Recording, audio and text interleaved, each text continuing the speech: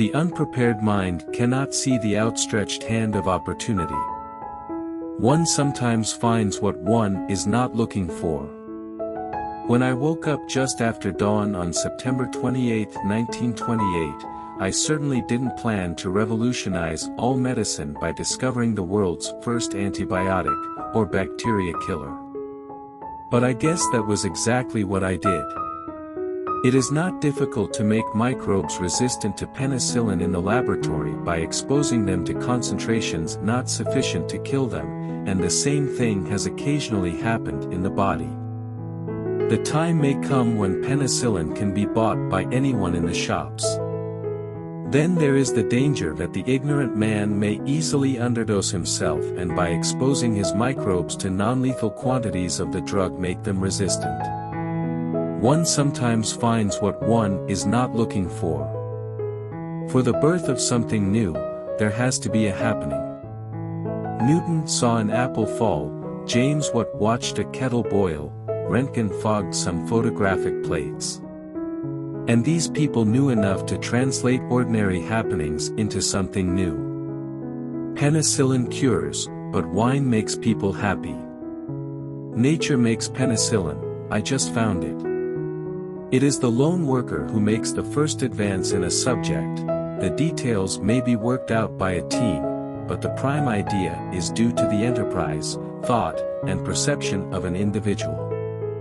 Penicillin sat on a shelf for 10 years while I was called a quack. The discovery of penicillin was a triumph of accident, a fortunate occurrence which happened while I was working on a purely academic bacteriological problem. Suggested remedy for the common cold, a good gulp of whiskey at bedtime. It's not very scientific, but it helps. If penicillin can cure those that are ill, Spanish sherry can bring the dead back to life. I play with microbes. There are, of course, many rules to this play, but when you have acquired knowledge and experience, it is very pleasant to break the rules and to be able to find something nobody has thought of.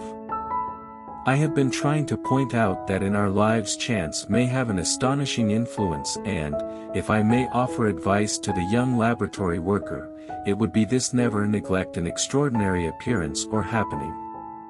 It may be, usually is, in fact, a false alarm that leads to nothing, but may on the other hand be the clue provided by fate to lead you to some important advance. In my first publication I might have claimed that I had come to the conclusion, as a result of serious study of the literature and deep thought, that valuable antibacterial substances were made by molds, and that I set out to investigate the problem.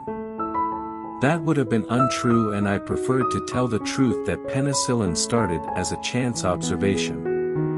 My only merit is that I did not neglect the observation and that I pursued the subject as a bacteriologist. It was astonishing that for some considerable distance around the mold growth the staphylococcal colonies were undergoing lysis. What had formerly been a well-grown colony was now a faint shadow of its former self. I was sufficiently interested to pursue the subject.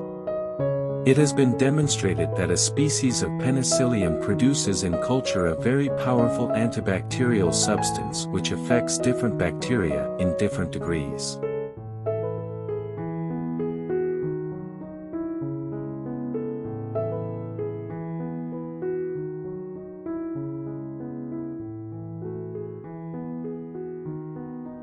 Which quotation do you like the most?